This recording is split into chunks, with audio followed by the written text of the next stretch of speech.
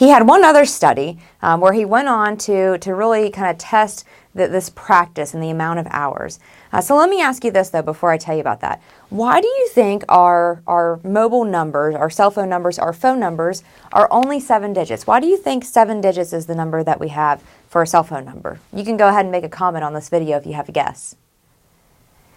Well, typically, it's how many numbers we think that short-term memory can hold on to, right? So he had a study around short-term memory, and it turns out that we can remember a lot more than 7 digits, but it takes a lot of practice. And there's an experiment that I like to have students do where we'll see how many digits they can remember. But he worked with 2 graduate students, and he would give them a string of random digits, and they had to recite those digits back to him in the exact same order. So with some practice, how many digits do you think you could get up to? 20, 30, 50. So if I give you 50 numbers in a string of order, you can recite those back to me. He had his first graduate student get to 80 digits. And then he did it again with another graduate assistant, and she got to 100 digits. So really just the power behind this deliberate practice and how it can help you achieve, extraordinary results. So the paradigm shift conclusion of all of his research was it's practice, not natural talent, that ultimately matters. Okay, so these studies sound really cool, but how did they do it? It's with a concept called deliberate practice, and it requires very specific, well-defined goals. If I have a goal that says, I want to lose 10 pounds, it's not specific, it's not well-defined. If I say, I want to learn how to play the piano, okay? It doesn't tell me by when, it doesn't tell me what type of, of songs I want to be able to play or anything like that, so it's got to be specific. It has to begin with an understanding of what good looks like. Where do you see yourself and how do you want to get there? And then you have to break the skill down into component pieces or circuits that can be practiced over and over. So back to the Tiger Woods and the golf swing. If I just swing a golf club for 10,000 hours, I'm not actually getting any better. And a lot of times we confuse doing something, just for the fun of it, for practice, and that's not. If I was doing deliberate practice, I would swing a golf club, I would either have a coach or I'd be recorded, and they would be giving me feedback on specifically what I did wrong and what I need to do different the next time, and then I try again and adjust, and try again and adjust. Deliberate practice is hard. So if it's something, one of the points on here is it has to be outside of your comfort zone. If it's easy, if it's just going out and shooting 18 holes and having a good time, it's not deliberate practice. Still a good time, and there's nothing wrong with that, but if you want to get better, you need to follow these principles. So you have to have that purposeful, attentive repetition and get feedback. You have to get feedback. That's a critical component to this. It also takes place in roughly 45-minute increments as well. So 45 minutes is on average, how long those practice sessions could take. Typically our brain and our body, we just need a break at 45 minutes. But you also need to make sure that you're dedicating that much time to practicing these skills. So let's talk about artistic ability. So these drawings, the drawing on the top and the drawing directly below it, were by the same artist. So for example, working left to right, the person, and it looks like a profile, and then below the person with the long hair, that was the same person drew the picture on the top, and then they also drew the picture on the bottom, and so on and so forth down the row. So I'm going to ask you, how many days, weeks, months, years difference do you think there was between the first drawing and the second drawing? So obviously this person improved their artistic ability, but how long do you think that took? Go ahead and comment on the video.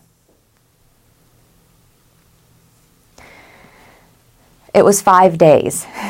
5 days, that's it, right? When I look at this, I'm like, wow, they must have been working on that for at least several months, right? 5 days of deliberate practice and working on their drawing skills, and that's what made that change happen. It's amazing. So your deliberate practice action plan. So I want you to think about that skill that you told me earlier that you want to work to develop. Here's how you do it. If you're really serious about it, this is what you need to do. You need to define a specific goal. You need to know what good looks like and where you see yourself and what that timeline looks like. You need to figure out how you can break it down into little practice circuits and things that you can do over and over and over. So for programming, for example, there may be little components, there may be smaller program codes that you want to work on, and then work your way up to bigger codes. Practice purposeful, attentive repetition using feedback and to spot and correct errors as they come up. And remember, if you're doing it right, it shouldn't be comfortable. And this doesn't mean that you have to do deliberate practice with everything, right? I run, and I'm not a great runner. I'm about a 10-minute mile pace. I've been a 10-minute mile pace for about 10 years, but that's okay. I'm not doing it to be competitive. I'm just doing it for my health. But if I did want to be competitive and I did want to get better, this is what I need to do in order to improve my running time. How much time will you dedicate to 45-minute practice sessions as well? So sometimes I get the question to me, so what do I do? What skill have I applied deliberate practice to? And I would tell you it's public speaking. Back in 2012 when I worked at Chesapeake Energy, I gave a presentation and I was so nervous. And I'm very fearful of public speaking. I get really nervous. And so I joined Toastmasters, which is a club that helps you develop your public speaking skills. And ever since then, every single year, every single week, I'm doing presentations and constantly working on, my skills and abilities and things that are working or not working, my tone, my arm gestures, everything of that nature I'm constantly working on. So what if it's too hard and I find myself that I want to give up? There's a great TED Talk that I posted this week and I want you to check that out. It's Angela Duckworth and it's all around grit. But if you find yourself working to develop this skill and you're just struggling, and you should struggle if you're not, right? You're not doing it right. And when you're struggling and you find yourself like, that's it. I'm not meant to do gymnastics and I just need to quit and give up. I want you to ask yourself these 4 questions. Number 1, is this something that I'm interested and curious in learning more about? You have to like what it is and you have to really be willing to do it. I'm not a musician and I don't want to learn how to play the piano. And so if I try to force myself, it's probably not going to work out very well.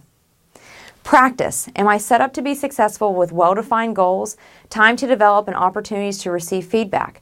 So if you are... This is that deliberate practice piece, so making sure that you have a coach, you're getting feedback, you're putting time, you're dedicating time in your daily schedule to work on this thing. Purpose. How are my efforts benefiting others in the bigger picture? So for me, if I'm working on my public speaking, how does that benefit other people? Well, hopefully it means that my students have a better experience taking my classes. If I'm working on my weight or my health and I'm trying to get healthier, well, that probably means that my relationship with my family will hopefully improve, right? Because I'm going to have more patience, I'm not going to have such a short fuse, and I'm going to be taking care of those basic needs better. Hope. I review my failures with optimism by seeing them as opportunities to grow versus a limit of my abilities. Does that sound familiar? It's growth mindset, right? So making sure that we check the stories that we tell ourselves. When you catch yourself saying, I can't believe I did that. That was so stupid. I can be so stupid. Or I'm just not good at this. I stink, right? Stop yourself and really think about that of how can I turn those statements into growth-minded statements. So for the assignment for this week, you're going to take a growth mindset quiz. And all this quiz is intended to do is to help give you a measuring point of, do I lean more towards a growth or a fixed mindset? And keep in mind, you can change your mindset and you can always become more growth-minded. And then I'm going to have some reflection questions for you as well.